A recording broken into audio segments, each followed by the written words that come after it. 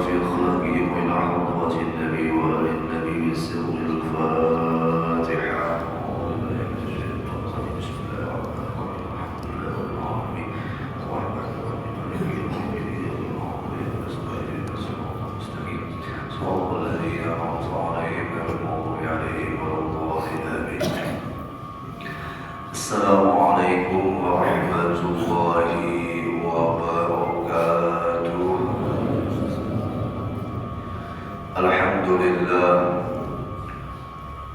الحمد لله الذي هدانا لهذا وما كنا لنهتدي لولا أن هدانا الله. أشهد أن لا إله إلا الله وحده لا شريك له، وأشهد أن سيدنا ونبينا محمدا عبده ورسوله الذي لا نبي بعده. اللهم صل وسلم وبارك على سيدنا محمد مفتاح باب رحمة الله عدد ما في علم الله، صلاة وسلاما دائمين بدوام ملك الله، وعلى آله وصحبه ومن والاه ومن تبعهم بإحسان إلى يوم القيامة. أما بعد، سبحانك لا علم لنا إلا ما علمتنا إنك أنت العليم الحكيم. لا حول ولا قوة إلا بالله العلي العظيم. نوينا التعلم والتعليم والتدبر والتذكير والنفع والانتفاع والإفادة والاستفادة والحث على التمسك بكتاب الله وسنة رسول الله صلى الله عليه وسلم، والدعاء إلى الهدى والدلالة على الخير ابتغاء وجه الله ومرضاته وقربه وثوابه سبحانه وتعالى. وقال المصنف رحمه الله تعالى ونفعنا بعلومه في الدارين آمين، إلى أن قال telah berkata Imam Ibn Athaillah As-Sakandari di dalam kalam hikmahnya, la tudahishka walidatun ni'am 'anil qiyami bihuquqi syukrik fa inna dhalika mimma yahuttu min wujudi ghadrik. La tudahishka, janganlah kamu melemahkan dirimu, atau janganlah kamu bingung, bisa jadi janganlah kamu bingung.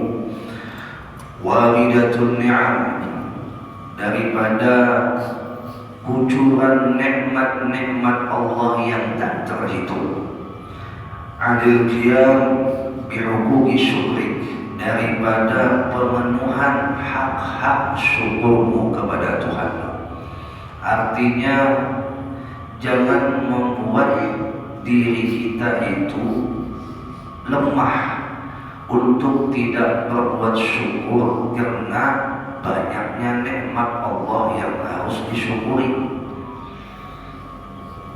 Dalam bahasa yang lain, kayak apalah aku mensyukuri nikmat Allah mungkin banyak kan? Maka itu kada kawa aku berada di makam syukur. Jadi Imam Ibn Athaillah, jangan ikam bingung, jangan ikam melemahkan kemampuan yang Allah berikan untuk ikam bisa mensyukuri nikmat-nikmat Allah. Karena apabila Allah ngasih nikmat, pasti Allah kasih kemampuan untuk mensyukuri itu nikmat. Tinggal kitanya saja lagi mau atau kada. Mampunya sudah ada, maunya ini yang ada. Ada orang yang mampu tapi maunya kada. Mampu melakukan sembahyang tapi kada mau.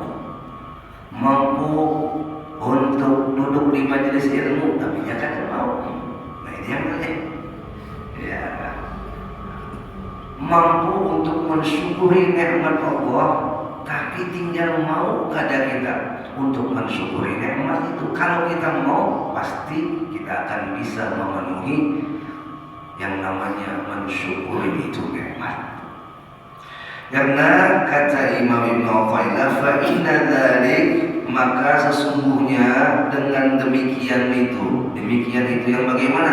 Dengan demikian yang melemahkan diri untuk tidak percaya dapat mensyukuri nikmat Allah, mimma yahuttu min wujudi ghadrik, itu akan dapat melemahkan daripada kemampuanmu atau kekuatanmu untuk bisa mensyukuri itu nikmat. Pesimisnya kita itu tidak akan membuat kita bisa melakukan sesuatu yang ingin kita lakukan. Kita tuh punya keinginan melakukan sesuatu, tapi ada rasa tidak percaya. Bisakah dayu aku? Bisakah dayu aku? Maka dengan rasa tidak percaya inilah yang membuat kita tidak bisa melakukannya. Padahal la yukallifullahu nafsan illa wus'aha. Allah tidak pernah memberikan beban kepada kita di luar batas kemampuan kita. Kalau umpama Allah kasih nikmat harta, berarti kita itu mampu mensyukuri itu harta. Kalau Allah kasih nikmat sehat, berarti kita mampu menikmati itu sehat, mensyukuri itu nikmat sehat. Kalau kita dikasih nikmat harta, berarti kita mampu untuk mensyukuri itu harta. Kalau kita dikasih ilmu, berarti kita mampu untuk mensyukuri itu ilmu. Kalau tidak kita syukuri itu nikmat, maka akan berbuat niqmah, jadi bala. Jadi bedanya ain dengan qaf. Kalau nikmat itu suatu kelezatan yang di dalamnya ada ridho Tuhan. Kalau niqmah itu kelezatan tapi di dalamnya ada ridho Tuhan, disebut dengan musibah atau malapetaka.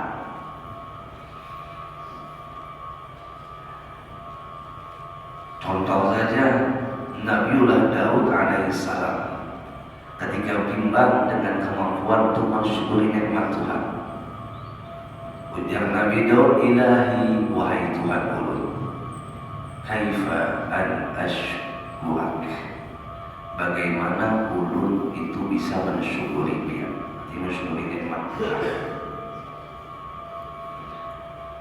Kaifa an ashkura ni'matak, bagaimana ulun bisa mensyukuri nikmat dia. Wa ana la asilu ila syukrika illa bi ni'matik, sedangkan ulun kada bakal bisa sampai ke makam syukur kecuali itu juga merupakan nikmat dia. Syukur itu pun nikmat. Orang yang bisa mensyukuri nikmat karena dia sudah mampu merasakan nikmat. Kenapa jadinya bisi harta banyak tapi nya kada bersyukur? Karena nya kada mampu merasakan nikmatnya banyak harta. Akhirnya nya kada kawa mensyukuri nikmat harta. Kenapa nya kada mensyukuri sehat pada badannya? Karena nya kada merasakan nikmatnya sehat pada badannya.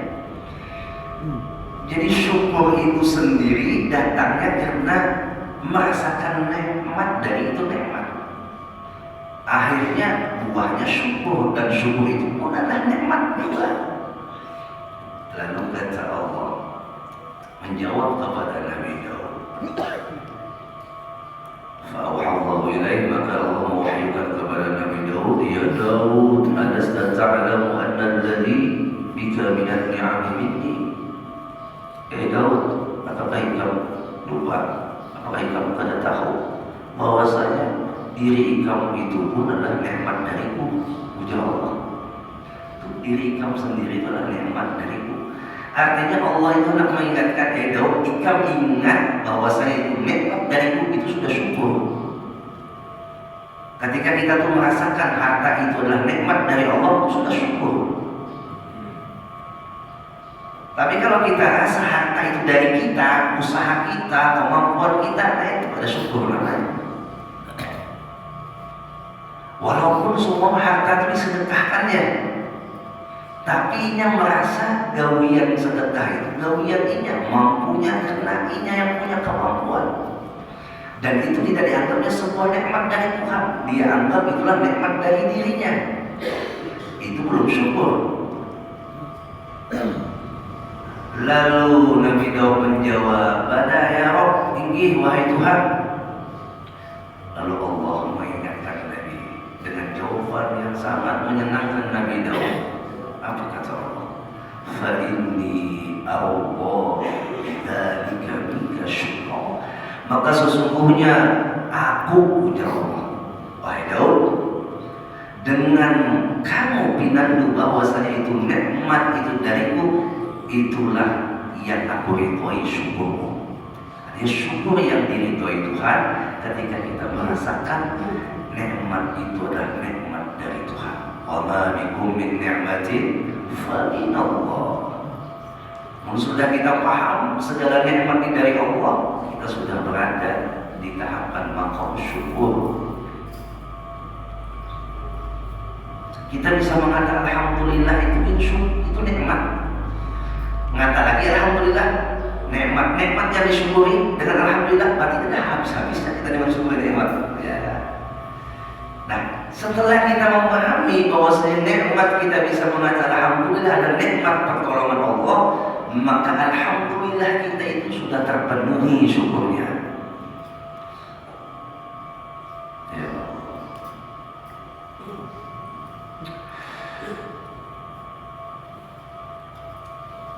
Nikmat apabila kita memaham hakikat di dalamnya adalah sebuah kelezatan, kenyamanan pada hati, dan itu datangnya daripada Allah, maka dia akan bertambah kebahagiaan dan kelapangan bagi dadanya. Ada orang mengartikulasikan dengan harus ujarnya punya bersyukur tambah nikmat itu dengan nominal, bukan? Kada harus dengan tambah nominal atau tambah materi. Umpama ujar dia mensyukuri rumah satu buah, nanti ditambah oleh Allah rumah lagi satu buah. Itu bahasa dunia. Dan itu bukan buah syukur pada hakiki, itu hanya DP saja. Kalau buah syukur pada hakiki, bertambahnya kebahagiaan di hati. Jadi orang yang berada di makam syukur ini hidupnya bahagia terus. Kada pernah punya keduka citaan di dalam kehidupannya. Senang, bahagia, tenang, lapang. Tapi kalau orang yang kadang berada di makam syukur, biarpun nikmatnya berjibun, dia tidak akan mendapatkan kebahagiaan dari nikmat yang berjibun itu. Ada orang isi rumah kontrak hapulan, ada isi juga kontrak, kontraknya, kuburannya di situ guling, di situ bakamin, masalahnya di situ masak, di situ ngolah anak, lagi ya, saking halusnya di situ rumah kontrakan, tapi hidupnya bahagia. Kok bisa? Jawabannya, dia sudah berada di makam syukur. Bu, hidup bahagia itu simpel. Dia mensyukuri apa yang ada, bahagia. Bahagia. Yang mulai kita itu ada bahagia, karena kita kadang dapat mensyukuri yang ada, selalu mencari yang tak ada. Ya Allah. Diberikan oleh Allah nikmat bisa melakukan ibadah. Mensyukuri atas nikmat itu dengan apa? Dengan dia melaksanakan itu ibadah, hatinya senang riang tanpa beban. Senang riang tanpa beban.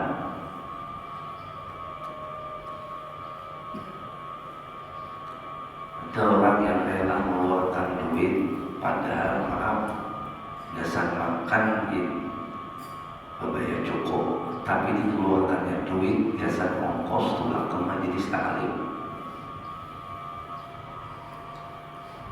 Pikir silit, aku pun kadang makan aja, tapi hatiku kada senang pun apa.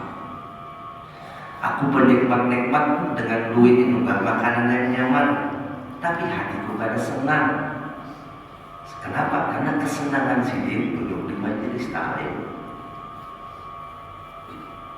Berbayar kawal, Seumpama nukan nasi talib 7.000 bawa ya Allah. Nasi talib 7.000. Hakun sidin nuka untuk aja demi ongkos gasan tulak majelis ta'lim. Bahagia pulang sini karena mempermasalahkan dengan kondisi parut sini. Nah ini orang yang sudah mencapai level maqam syukur, dia merasakan nikmatnya, itu nikmat. Masya Allah. Nabi Ayub itu diuji oleh Allah dengan 4 ujian sekaligus. 1, hilang harta, bangkrut, ladang sidin yang banyak 40 hektar. Kita bahasakan bahasa kita ini. Itu Nabi Ayub isi ladang 40 hektar. Mungkin kita ini sugi gitu. Sugi berapa bohongan kan itu? Habis itu lagi bisi ternak 40 ontak, 40 kambing, 40 keledai, 40 apalagi satunya lupa. Kalian tahu 40 ini belum beranak lagi 40. Satunya beranak 40. Saking sugihnya Nabi Ayub. Habis itu lagi hartanya selain ladang, selain ternak, juga harta Nabi Ayub adalah harta dari perdagangan.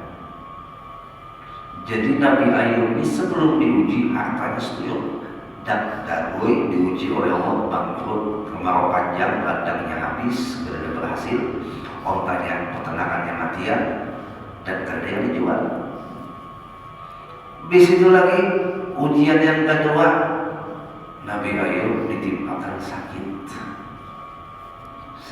cacar. Kalau bahasa kita cacarnya ada cacar biasa, cacar api kan cacar apa tahu juga, wanita kuyak bau bekorengan mau sini lingsak kulit, dapatnya itu penyakit, baunya amis, bau kada nyaman.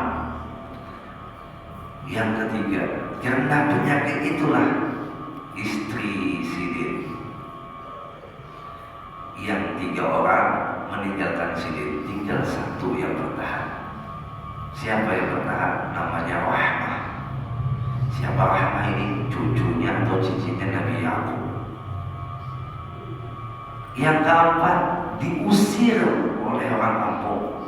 Ujiannya Nabi Ayub 4 ujian yang ditimpakan oleh Allah kepada Nabi Ayub. Lalu bininya si Rahmah ini mengucap lawan Nabi Ayub, yang jangan biar berdoa lawan Allah, biarkan Nabi doa biar pasti dikabulkan oleh Allah, minta kesembuhan, minta kembalikan harta. Apa jawab Nabi Ayub? Malu aku lawan Allah, berdoa untuk minta kembalikan harta, untuk disembuhkan penyakit. Kau kenapa? Ditanya balik oleh si istrinya. Dijawab oleh Nabi Ayub, karena sakitku hanya berapa bulan, sehatku berapa tahun. Sakitku hanya berapa bulan, sehatku berapa tahun. Masa karena sakit beberapa bulan aku menghilangkan nikmat Tuhan yang beberapa tahun. Ya. Minta harta dikembalikan, kita kaya raya bertahun-tahun, hanya beberapa bulan kita bangkrut, masa minta kembalikan? Malu aku dengan Tuhan. Aku ditinggalkan istri yang lain, ya, lalu minta kembalikan. Malu aku dengan Tuhan. 1 orang yang bertahan denganku seperti ikan, wahai istriku, itu sudah merupakan nikmat daripada berpuluh-puluh istri. Karena kesetiaan istri itulah kebahagiaan buat suami.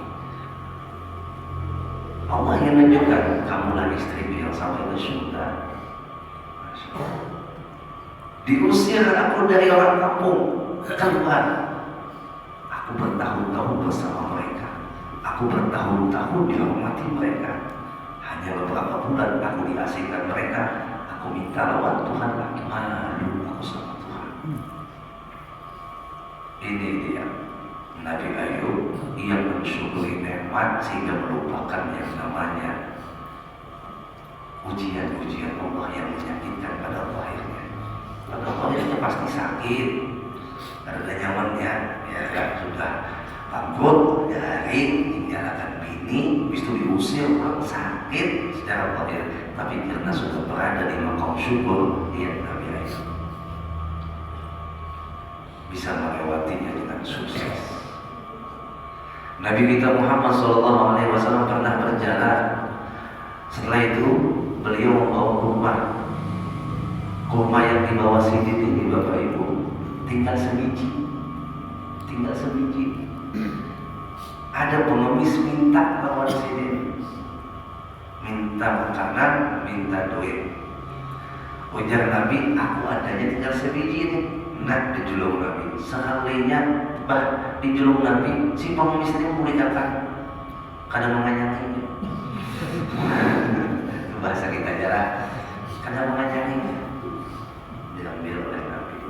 Datang lagi pengemis yang kedua, sama permintaannya apa? Dikasih Nabi pulang kurma sebiji yang diberikan tadi kepada pengemis yang kedua. Diambil oleh pengemis kedua, alhamdulillah. Begitu bahagianya si pengemis kedua ini mendapatkan kurma sebiji. Lalu akhirnya Rasulullah bergegas balik ke rumah, mengambil 40 dirham, menambahkan pemberiannya kepada si pengemis. Datang pengemis satu, wahai Rasul, kenapa kau berikan kurma sebiji kurma dan ditambah lagi dengan 40 dirham? Kata Rasul, dia satu biji kurma dapat merasakan nikmatnya dan mensyukurinya, maka sangat malu aku kalau tidak menambahkannya. Karena Allah yang kasih jaminan atau janjinya dalam Al-Quran, la in syakartum la'azidannakum. Jadi mungkin dari orang itu syukur, tambahin lagi. Coba, tapi mungkin dari orang itu mau hanya datang aja, kada ada berterima kasih, kada ada alhamdulillahnya, kada ada dibawanya taat, kada usah lagi ditambahin. Ya kan? Yang amalkan ya amalan yang sudah dilakukan oleh Allah, dan itu janji Allah. La in syakartum la'azidannakum. Biar bari bini biar baju dibawanya sembahyang, tukaran sebagai. Biar bari bini biar duit ditukarkannya hal-hal yang manfaat, tambahin lagi. Tapi pun biar dari duit dibawa bini biar maksiat, jangan diberi lagi. Ustaz, kada berdosa kalau bini sudah durhaka masuk khusus, nafkah wajib pun kada terhubung lagi kepadanya. Hukum fikih. Ayo. Jadi mau dikasih lagi buat supaya lagi menambahi lagi, disyukuri. Syukuri, alhamdulillah ya, luar biasa. Walaupun hanya 10.000 tapi ini luar biasa. Ada mudah-mudahan ditambah lagi.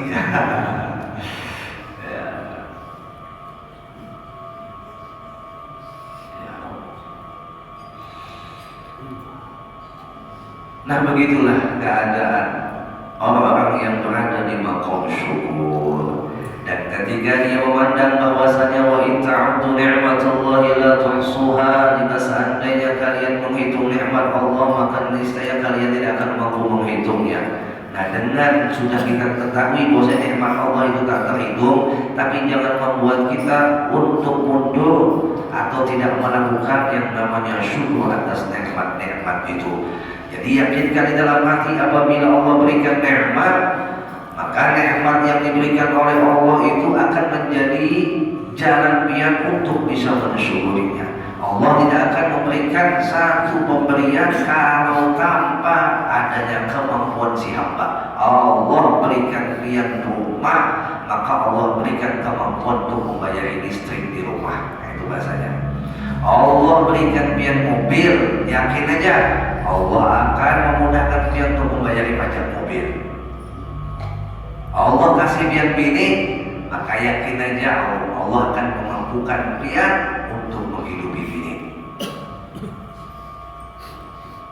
Jangan pernah pesimis, pakai apalah aku hidupi bini. Nah, itu orang ada Tuhan. Hati-hati ucapan nangka ini sama yang memadahkan Allah itu kan ada. Padahal yang memberi itu Allah juga, bininya itu yang dihadirkan, yang menghadirkan adalah Allah juga. Jadi pasanglah konsep optimis dalam mensyukuri segala macam nikmat Allah. Jangan pesimis. Optimis itu boleh percaya diri. Kalau ini nggak tahu apa mis itu jadi. Optimis itu percaya diri. Pesimis itu nggak ada percaya diri. Umpama nih, nanti siapa namanya? Habibie, Ustaz Habibie disuruh oleh panitia jadi khotib. Ya, jangan ditolak. Belum ada bisa. Ketika orang itu sudah memandang Ustaz Habibie bisa jadi khotib, maka itu alamat. Bismillah, belajar dapat di belakang sebelum tampil. Alamat sudah, ya kan? Besok munyapian menerima seperti itu, Habibie menerima seperti itu, orang akan pakai lagi. Tapi punya nolak, orang ada pakai lagi. Suruh adzan pengikamnya. Yang lain aja, padahal suaranya bagus. Karena rancang menolak, akhirnya orang nggak ada pakai lagi. Itu nikmat. Diberi Tuhan suara bagus, jangan engket, jangan sopan. Maksudnya menggetar, beratan aja orang di awal tuh menggetar. Kawinin awal menggetar. Kau bilang tuh nikah, cagiran nyaman dong.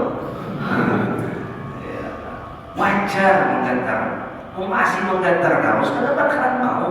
Jadi ada kisah dulu disuruh Buya jadi imam umur kelas 3 sanawiyah, jadi imam tarawih di Futuhiyah. Lu kan bisa Buya, makanya kamu jadi kada bisa itu kamu suruh supaya bisa. Ada orang lagi ya. Lu kada bisa Buya, makanya kamu sih jadi kada bisa itu suruh kamu supaya bisa. Bujuk pulang dulu. Jadi Bapak Ibu jamaah rahimahullah, apabila orang itu menyuruh dalam kebaikan jangan pernah nolak. Bismillah. Kenapa jadi orang itu percaya lawan kita? Siapa yang mengirimkan hati orang itu sampai percaya kita? Demikian ampunnya selesai masalah. Selesai masalah. Ulun ini sebenarnya dalam hati ini. Padahal ada cocok banget jadi khatib, ada cocok banget jadi penceramah, ada cocok banget. Tapi buat datang minta ceramah, minta ini. Ya Allah, pimpinan yang mengkritikakan hatinya. Bismillah, ulun berjalan di jalan isyarat atau alamat yang Dia berikan. Syukuri. Ini bahasanya bukan memproklamirkan diri, tapi bukan yang mau. Yang ini ada zamannya. Ustaz olah jadwal apa namanya promosi jadwal masih kosong yang dikelanakan. Ini udah baik ya. Itu memaksakan diri namanya. Ini orang yang minta, orang yang minta. Jadi adalah kawanan dalam bisa itu menjadi khutbah. Jawabannya orang yang minta. Karena soalnya kan tak mau. Jadi Bapak Ibu jamaah rahimahullah wa atharakumullah. Kayak lihat Bu, disuruh laki mengolah nasi rawon. Memang dia asalnya ada bisa. Tapi karena dia ingin menyenangkan hati laki, ingin yang belum bisa buka resep makan, buka di Google, belajar. Akhirnya bisa ada. Bisa walaupun pertama gagal juga umpama gagal. Rasanya umpama kada nyaman nih, kada apa-apa. Umpamanya lagi, kenapa dia masih yang belajar? Karena mau sakit. Yang belajar, besok dia pulang olahkan pulang. Akhirnya apa? Dia bisa masak nasi rawon. Coba dia tolak. Lu gak bisa ya teh? Seumur hidup gak bisa masak nasi rawon. Masya Allah. Apapun tuh hal yang baik jangan pernah ditolak. Pak Ustaz mau disuruh menghubungkan apa namanya nih kabel listrik ya. Seorang ini dasar bukan ahlinya di bidang listrik tapi diminta pikir dulu yang biar nyuruh ulun masang kabel ulun belajar dulu kan Tapi belajarnya masang listrik ini konsekuensinya punya salah mati konslet. Ya, jangan langsung dulu diampuni, lihat dulu.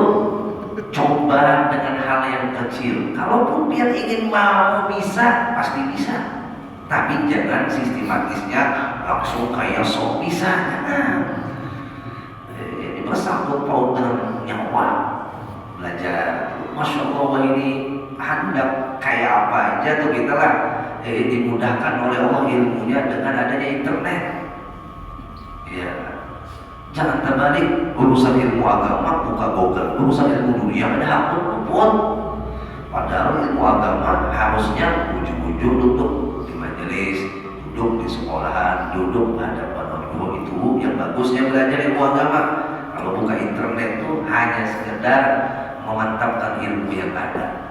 Dasarnya sudah ada, jadi ketika buka internet, kawan milah-milih ini yang ujung yang ada. Tapi mau biar ada bisi ilmu dasar, langsung belajar di internet, jamin sesatnya. Aku berahit biar asal rasuk sudah lengkap nafsu, itu awalnya buat Wahabi. Rasuk nafsu masalah nikah kontrak, paling buat Syiah.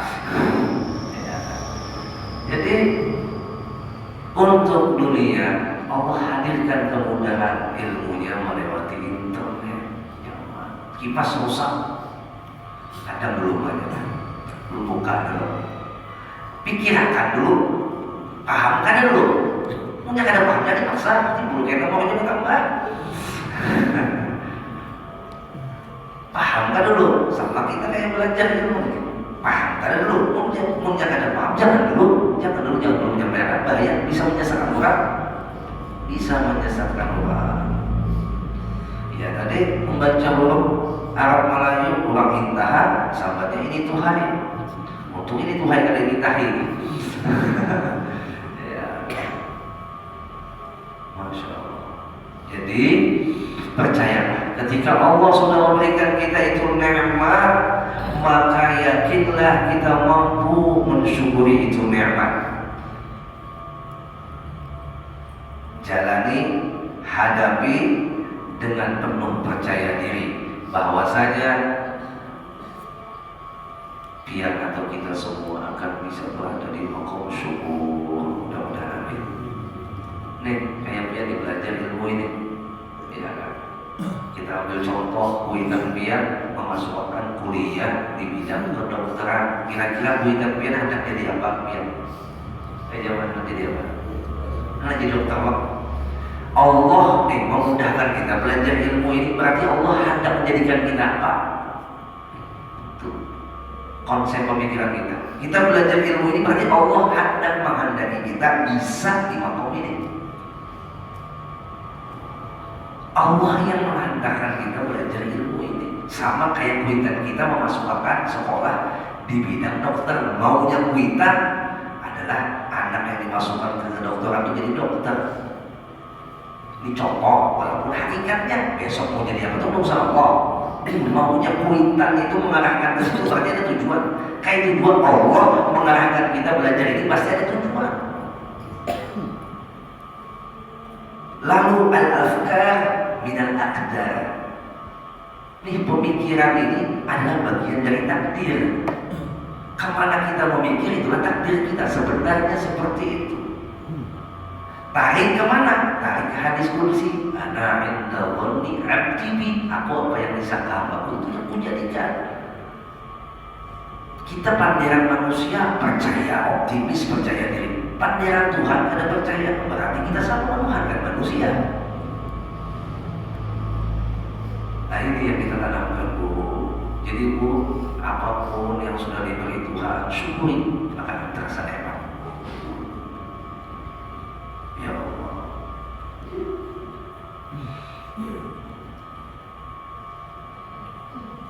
Contoh lagi, kita dihadapkan saudara-saudara kita yang berjuang di Palestina, yang mempertahankan bumi Palestina, bumi Al-Qudus. Lu tanya dengan dia, Masjidil Aqsa itu ampun Palestina kah, ampun non Muslim? Lu tanya dulu, Ampun Palestina aja kah atau umat muslim? Lalu jamaah jawab umat muslim. Yang muslim atau apa? Muslim. Berarti itu Masjidil Aqsa rupiah juga ada. Jamaah. Jadi kalau ada pemikiran yang masuk ke otak kita, ujarnya itu konflik antara negara, bukan urusan agama. Belum ada mengaitkan masalah agama lah. Tapi di sini kita harus cerdas, cerdik, memahami kenapa hubungan Palestina itu ada akun hijau aja, ada akun pindah aja, nyata selamat. Ya kan, transmigrasi, transmigrasi namanya lah. Mau pindah ke negara Saudi pasti ditampung, pindah ke negeri Yaman pasti ditampung. Kayak hubungan Rohingya, pindah kemana ditampung. Hubungan Suriah, pindah kemana ditampung. Ada mungkin saudara-saudara kita kadang menampung mereka. Ya. Anak pindah ke Indonesia ditampung, ya kan? Tapi kenapa mereka mau pindah? Jawaban mereka, kami mewakili kalian, wahai umat muslim, untuk menjaga masjid kita. Karena secara zahir itu Israel hendak merebut tanah Palestina bukan karena di dalam bumi Palestina ada minyaknya, kan ada minyak. Bukan karena di bumi Palestina ada batu bara. Ya, yuk lihat pikiran. Bapak Israel hakun mengambil tanah yang ada bahannya. Dia bukan membombardir Amerika, itu banyak duitnya. Kenapa? Secara cerdas kita pikir, kenapa aku buang-buang perang, membunuh orang, habis itu pulang senjatanya berapa, ya kan, pengeluarannya untuk mendapatkan tanah Palestina yang di dalamnya ada dalam apa? Maka jawabannya tidak lain, mereka hendak mengambil tanah yang diakui mereka itu tanah suci mereka juga. Jadi ketika mereka sudah mendapatkan tanah itu, maka umat muslim tidak berhak lagi dengan Masjidil Aqsa. Ya, mana kita? Sedangkan Nabi mengatakan la tushaddu rihal illa ila thalathati masajid. Tidaklah ditekankan untuk berjalan atau bepergian kecuali kepada 3 masjid. Masjid hada kata Nabi, masjidku ini itu Masjid Nabawi, yang kedua Masjidil Haram, yang ketiga Masjidil Aqsa. Sembahyang di Masjid Nabawi dapat 1000 pahala, 10 kali lipat ganda. Sembahyang di Masjidil Haram dapat 100.000 kali lipat ganda. Sembahyang di Masjidil Aqsa dapat 500 kali lipat ganda. Masjidil Aqsa adalah tempat di mana Nabi pernah menginjak dan menjadi imam di dalamnya ketika dijalankan di Isra dan Mi'raj. Masjidil Aqsa sebagai finishnya jalan Isra dan sebagai startnya jalan Mi'raj. Subhanalladzi asra bi'abdihi lailan minal masjidil haram ilal masjidil aqsa. Asra maka jadi pakai kalimat Isra, berjalan malam. Berjalan malam secara datar yang masih di bumi dari Masjidil Haram ke Masjidil Aqsa, berarti finishnya Isra di Masjidil Aqsa, startnya Mi'raj, memulainya Nabi naik mulai mana? Mulai Masjidil Aqsa. Kenapa jadi Allah pilih Masjidil Aqsa? Jangan langsung dia dari Masjidil Haram naik ke atas awal. Ayo, menandakan Masjidil Aqsa adalah masjid yang di dalamnya, yang di bawahnya sudah dijadikan oleh Allah alladzi barakna haulah, keberkahan yang buminya suci, lalu disebutlah Al-Qudus, Al-Qudsi atau Baitul Maqdis, rumah suci. Wow. Nah, kita yang walaupun kadang kau berbuat dengan tenaga, bahkan materi pun sebagian kita ada yang kawal, ada yang tidak kawal. Yang paling jangan ditinggal doa. Tenaga sudah ada, memberi juga ada, mendoakan ada, bahaya sudah. Ini besok nanti di dalam kubur ditanya malaikat, man ikhwanu, siapa saudara kamu? Dijawab olehnya, al-muslimin wal muslimati ikhwani. Orang muslim, laki-laki dan orang muslim perempuan itu saudaraku, karambut. Kejar mereka. Tolong berarti kami hidup, saudara ikam di Palestina tertindas. Ikam membantu sudah ada, memberi sudah ada, mendoakan ada, melaknat hakulah. Dipukul sampai kiamat. Kenapa? karena jawabannya tidak sesuai fakta. Mathalul mu'minina fi tawadihim wa tarahumihim wa ta'atufihim kamathalil jasad idza ishtaka minhu 'udwun tada'a lahu bis-sahri wal humma wa kama qala Nabi. Ujar Nabi, perumpamaan orang beriman itu dalam bersaudara, berkasih sayang seperti tubuh. Salah satu anggota pada tubuhnya sakit, maka tubuh yang lain merasakan sakit. Itulah orang beriman. Benar, kita termasuk di dalamnya. Amin. Nah, Bapak Ibu jamaah rahimahullah, minta halal minta itu saja yang dapat disampaikan. Mudah-mudahan ada manfaatnya dan Allah berikan taufik untuk bisa mengamalkannya. Ala hadhihi niyyah wa li kulli niyatin shalihin ila hadratin nabi wa lin nabi bi sirril Fatihah. A'udzu billahi minasyaitonir rajim. Bismillahirrahmanirrahim. Alhamdulillahirabbil alamin arrahmanirrahim maliki yaumiddin.